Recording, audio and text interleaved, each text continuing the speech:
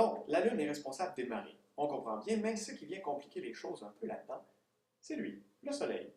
Le Soleil est vraiment très loin, beaucoup plus loin que la Lune. Mais le Soleil est vraiment très gros, beaucoup, beaucoup, beaucoup plus gros que la Lune.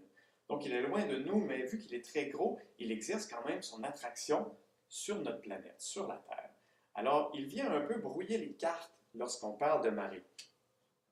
Par exemple, lorsque la Terre est comme ça, que la Lune est comme ça, donc on a les bosses des marées, et que le Soleil est dans le même axe, dans la même ligne, ben, ça s'additionne. Le Soleil, la force d'attraction du Soleil, vient s'additionner à celle de la Lune, et ça fait ce qu'on appelle des grandes marées, des marées de vive eau. Par contre, si la Lune est ici et que le Soleil, lui, est ici, le Soleil vient en quelque sorte nuire aux marées produites par la Lune. Parce que la Lune essaie de créer des marées dans ce sens-là, mais le Soleil, lui, les crée dans ce sens-là. Par contre, il est très très loin, très éloigné. Donc sa force n'est pas aussi grande que celle de la Lune, mais il va quand même faire que les marées vont être moins intenses. D'où l'importance du deuxième ovale.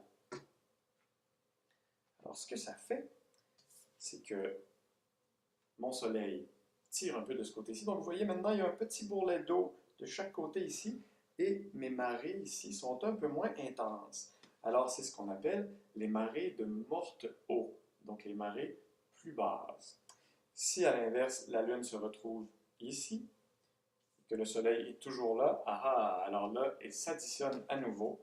Je dois encore changer ma bosse de marée. Je prends la plus grosse, je la mets comme ça dans cet axe-là. Et là, on est à nouveau dans une période de vive eau. Alors, dans votre cahier de l'élève, vous pouvez aller répondre aux questions 1, 2 et 3.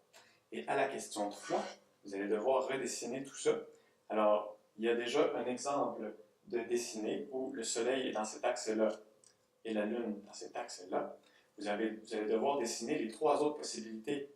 Par exemple, si le Soleil est toujours ici, dans cet axe-là, qu'est-ce qui se passe quand la Lune est là?